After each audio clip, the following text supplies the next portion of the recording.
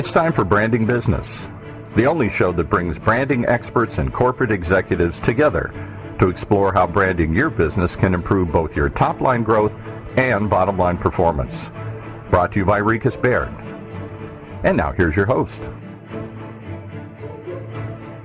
Welcome to Branding Business with RiechesBaird. I'm Ryan Rieches, and today's show's topic is focused on how a company can get the most value out of its marketing partners. Today's guest is Tim Williams. Tim's the founder of Ignition, and as a recognized thought leader in marketing, he's a frequent speaker and presenter for industry associations, agency networks, universities, and business conferences both here and abroad. He's the author of the book, Take a Stand for Your Brand, which is ranked by Amazon as one of the top 10 books on brand building. In addition to his latest book, Positioning for Professionals, Tim's a frequent contributor to news organizations such as the New York Times, Wall Street Journal, The Economist, and business publications including Ad Age, Ad Week, and Communication Arts. Before forming Ignition, Tim was president of nationally ranked R&R Partners, who created the What Happens Here Stays Here campaign for Las Vegas. He was also the co-founder of his own firm, Williams & Rockwood, which is now Victor 7. And Tim originally launched his career in New York at Ogilvy and Mather. Tim, welcome to Branding Business. Thank you. Well, I've known Tim for about 15 years, and I would consider him one of the most respected authorities on advising marketing firms on how to effectively position themselves, but more importantly, how they can become more relevant to their clients and offer more value to their clients. And I know Tim's done a lot of research on the topic of what clients want from their agencies. Tim, maybe you can begin with an overview of the typical complaints that clients have, or the desires that clients have that they'd like to get a better relationship with their marketing partners. Sure. This is a perennially important question for both parties, I think, agencies and clients. And one thing I found useful is to frame this question in terms of value. Our firm did a study that was commissioned by the American Association of Advertising Agencies and also the Association of National Advertisers, which is the client community. So a joint study trying to understand this question of how do marketers define value? What are the things that they're looking for in a relationship? And so we actually have about a 70-page report, but I can distill it down into 6 key things, which the first one is clients are, and this is not surprising, they're looking for agencies to be a little bit more efficient in their work process, to optimize their work process. This finding is not surprising because agencies get asked by their clients all the time, can you be more efficient? Could you do this faster? Could you involve fewer people? Because in today's economic times, we're all under the gun to save money. But this has a little bit different spin to it in the sense that clients believe agencies could use technology more effectively, and they could be more effective at things like project management. So they're looking for us to kind of take the inefficiencies out of the system. That's number one. 2, they're looking for agencies to collaborate more internally to produce integrated solutions. It's interesting to me in my line of business to see that virtually every agency on the planet describes themselves as integrated, right? Have you ever met an agency that's not integrated? Everybody says it. But the client view is that in reality, their experience is that often agencies don't appear to integrate well. They don't appear to collaborate well internally. And they're looking for agencies to involve more internal functions and in the development of solutions to marketing problems. 3rd, this won't be surprising, put the best, most experienced talent on my business. I mean, what client doesn't want that? They all want the most senior, talented people thinking about their marketing problems. 4th is kind of a new theme, I think, in these kinds of studies, and that is we want you to experiment in new channels because we realize that the ones that we have used historically over time don't work the same way they always have. We used to be able to invest a certain amount of money in a particular medium or in a particular communications program and expect a certain kind of return, and now we can't. Now that doesn't work the way it used to, so we'd like our agency to be a little bit more in test and learn mode, which is tough, actually, but something that clients are increasingly expecting. Number 5 is perennial. We want our firms to provide more proactive thinking, more value-added ideas. Client community gives very high marks to agencies for being responsive, but much lower marks on being proactive. And then 6, of course, be more focused on results. So every firm, every agency likes to think they're focused on results, and some are more than others. Some are willing to actually put a little skin in the game and commit to outcomes very literally, which we could talk about. So sorry for a very long answer to your question, Ryan. No, it's important. 6 real critical components that I think are universally accepted by all firms. I remember another topic that you mentioned that you found through research as well is that often clients find that the firm, the marketing firm or partner, doesn't take the time to really understand their business. Maybe you could chat a little bit about that as well. Oh, yeah, so true. And there was a study done by the research firm Millward Brown just recently that asked that question. What is the number one thing, when looking for a new agency, what is the number one criteria that is important to you as a deciding factor? And far and away, the answer to that is experience, knowledge of my business and category, my industry, deep knowledge in my industry and category. So it's a key driver. And by the way, this has not always been, I mean, it's always been important, but things like, I'm looking for creativity, I'm looking for innovation, and problem solving, those kinds of things have typically been at the top of that list. But now, the key criterion is deep understanding, knowledge of my business. So every agency knows that they need to learn a client's business, but what this really, I think the implications of this are that increasingly agencies kind of have to decide they can't learn everything and know about everything. They have to be develop and cultivate areas of specialized knowledge, because what clients buy, in my view, is not services, they buy expertise. Well, we've experienced a very similar approach, and the expertise in our case would be brand strategy. Your comment around deep knowledge of the industry or category, I think, from our experience, is also very critically important as well. But at the same time, our experience tells us that you don't necessarily have to come to the table with years and years of deep experience. In fact, we recently have been hired by 2 firms who hired us because we didn't have deep experience in that category, because what they were receiving was very stale and ideas that were accepted and kind of mandatory or approachable for that particular category, and they were looking for new thinking beyond it. So at the same time, I think you can apply your expertise of your skill set and your subject matter expertise to a category, but you still have to take the time to really deeply understand the company, the industry, the category in order to be effective. That's our point of view. I don't know if sure, you share similar. Sure. That often happens. I mean, there are those marketing organizations that say, we're for example, we're a healthcare organization, and we've worked for the last 20 years. We've worked with healthcare specialists, but we've decided that we want to hire a non-specialist because we want completely fresh, out-of-the-box thinking. I do see that happening occasionally. At least in my experience, much more the exception than the rule. But it speaks to that other key area that clients look to agencies for, and that is just objective thinking, the independent view, because they're so close to their own business. So that's an interesting point. Yeah. From another point of view, in terms of what clients are looking for, do they expect a firm to be full service and have everything in-house, or are they looking for and realizing that subject matter expertise is more important? Well, this actually is a question that's become more and more important just in the last several years, because we're in a period now where, largely because of the World Wide Web, we're in the era of specialization. if you look at the average Fortune 1000 company, there was a study done by the Association of National Advertisers recently that sought to understand, on average, how many agency relationships does the average Fortune 1000 company have?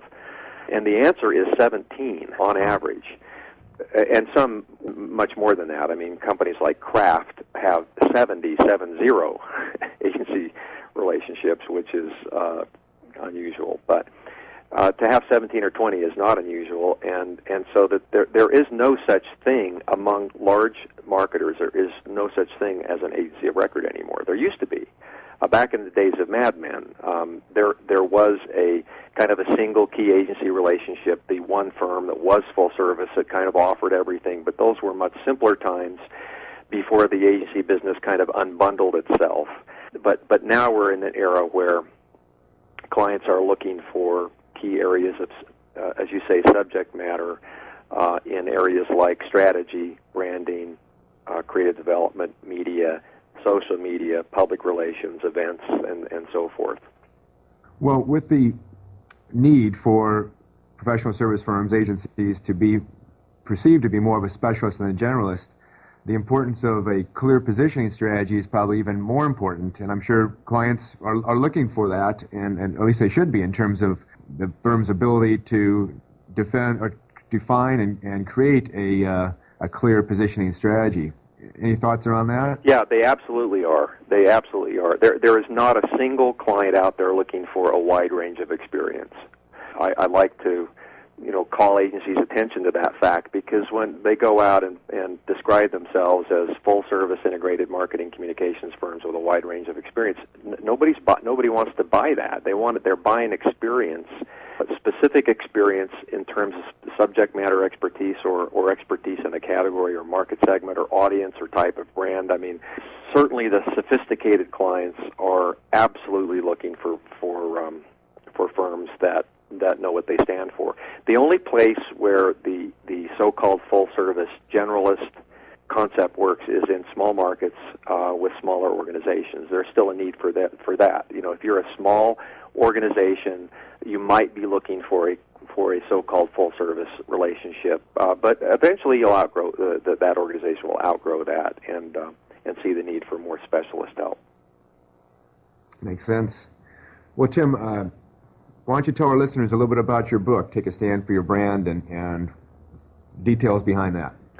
Well, I decided that the most useful thing I could do in my consulting practice, which is oriented around helping agencies do for themselves what they do for their clients, which is develop their own positioning strategy, I decided I needed to package up kind of what I'd learned over the years and put it in a form that would help professional service firms, professional organizations understand what their competencies are, and so that they could decide how they can stand for something instead of trying to stand for everything. So that was my attempt to help spell out a way to think about it in a framework to help brand experts develop their own brand. And so that's the irony of what I do, right, is that everybody benefits from an objective viewpoint, and that's what the book attempts to do. I wrote a second book called Positioning for Professionals, which has the same mission, but I was asked by my publisher to see if I couldn't write it in context where maybe a law firm or an accounting firm or an architectural firm could read it and apply the same principles. But both books have a similar mission in that sense. Well, and how would you grade today's marketing firms or agencies, whatever, on the idea of, practicing what they preach and actually developing a clear value proposition and a clear brand for themselves? Yeah, we're bad at it as an industry. I mean, it's typical of a lot of different kinds of companies to not do well for themselves what they do for their clients, right? But it's also hard to imagine a really good dentist with bad teeth. I mean, most good dentists take pretty good care of their teeth, and I think most really good agencies actually know that it's important for them to have a clear, well-defined brand. But generally speaking, I'm going to say it's the old 80-20 rule. I'd say at most 20% of our industry has invested the time and effort to define their brand, and it's difficult because it goes against human nature in a way. It goes against what we might think of as almost common sense. It's counterintuitive because it's kind of natural to think, well, now let's see, if I just kind of keep my options open, then I'll have more opportunity, won't I? And it's just not true. I mean, it sounds logical, but the opposite is true. I liken it to the idea of brand boundaries. You know, you have to define. You have to have boundaries for your brand in order for it to stand for anything. And no boundaries, no brand. No sacrifice, no strategy. Companies like to think that keeping all your options open is some kind of a strategy. I call it the absence of a strategy. Yeah, we have a saying: the narrower the focus, the stronger the brand. Yeah, it's absolutely true. And completely counterintuitive, right? Because you think, well, wait a minute. But you can look at examples outside professional services and see this at work, like McDonald's. I mean, huge global company, incredible revenues in terms of income, but not nearly as profitable as the more narrowly focused fast food companies like In-N-Out Burger, which, you know, California, I guess, is headquarters, and you probably eat a lot of In-N-Out Burgers. They earn 3 times the profit of McDonald's because they have 5 things on their menu instead of 57. Porsche has more profitable, way more profitable than General Motors. So, I mean, the more focused, the more profitable. Small is beautiful in that sense. 2 great examples, Tim. I'm sure agencies could, once again, benefit from an objective outside opinion when doing it because they're too close to it. So I guess that's why the value you can bring to them. Well, and I mean, whether it's me or anyone else, just the idea of having an outside observer, there are a lot of emotional components that enter into this as well, in terms of agency leadership and ownership and so forth, where you feel very invested in a particular way of thinking, and sometimes just having an outside viewpoint is useful, and a framework. Because a lot of agencies, as you know, and RB included, have really effective frameworks for applying brand development and positioning thinking to their clients.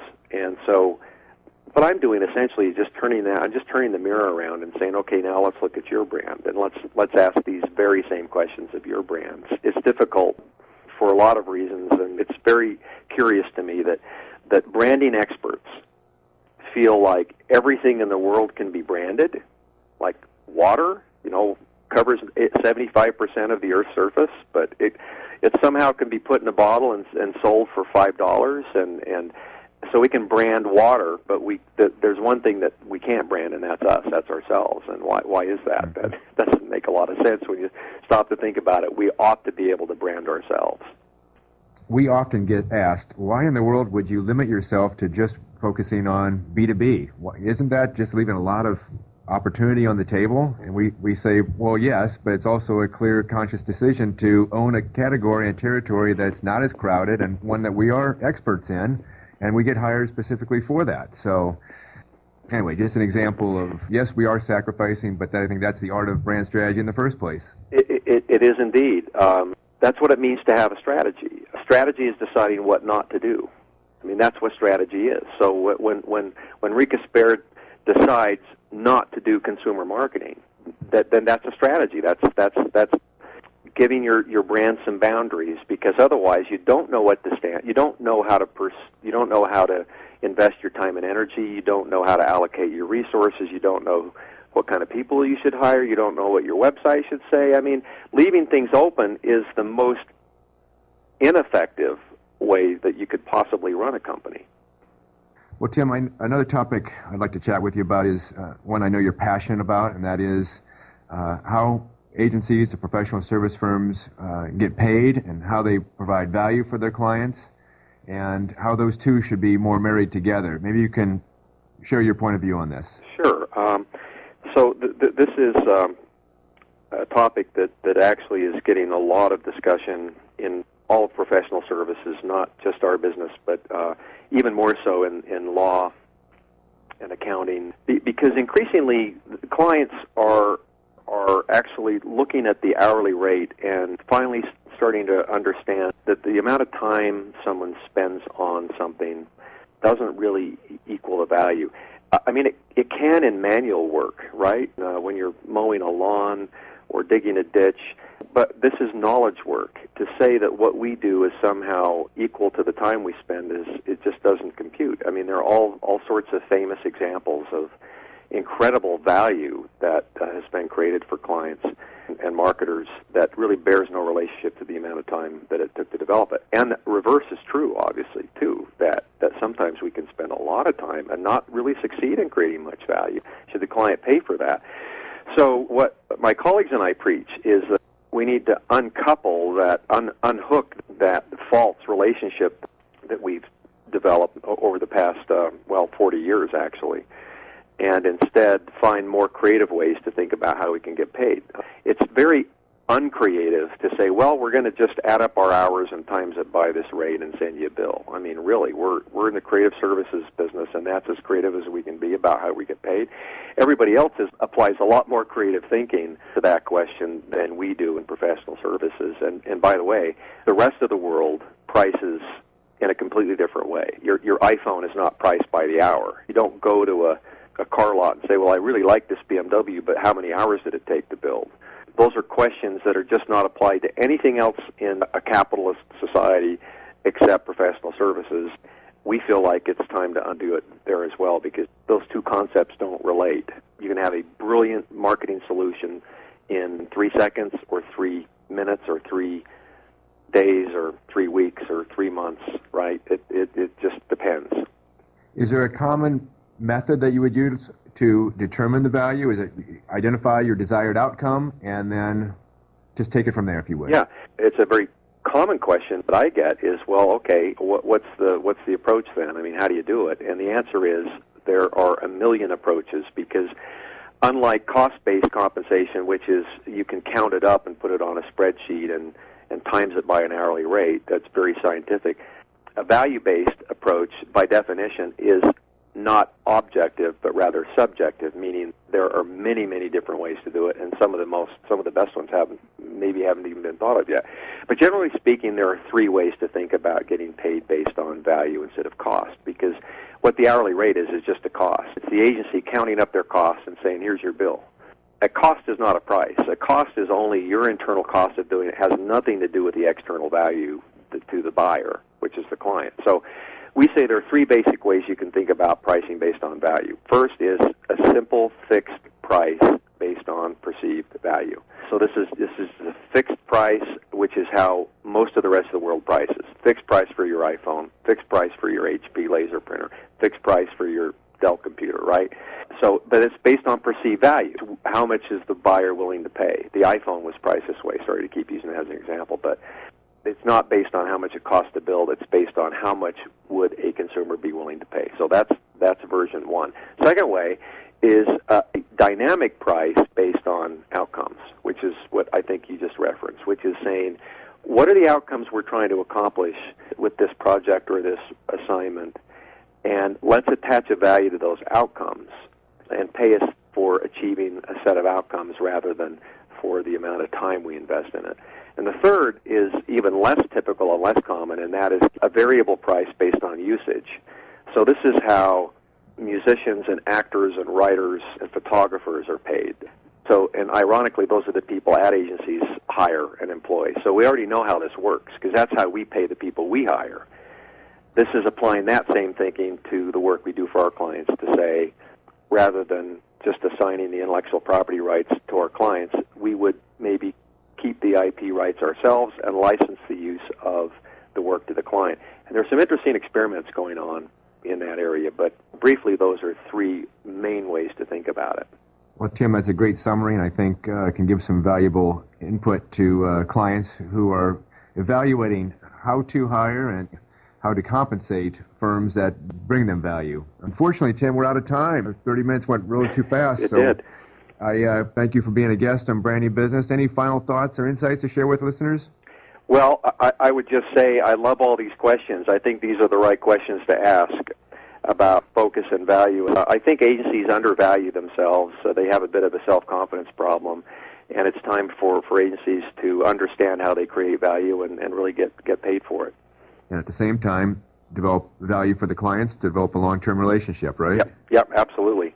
All right, well, great. Hey, if our listeners have any questions for you, what's the best way for them to reach you? IgnitionGroup.com. All the contact information is right there, as well as a lot of several hundred pages of content, all of which is free. So would invite you to visit IgnitionGroup.com. All right, great. Thank you again, Tim. Okay, thank you. Well, that concludes our show for today. This is Ryan Rieches, and you've been listening to another edition of Branding Business with RiechesBaird.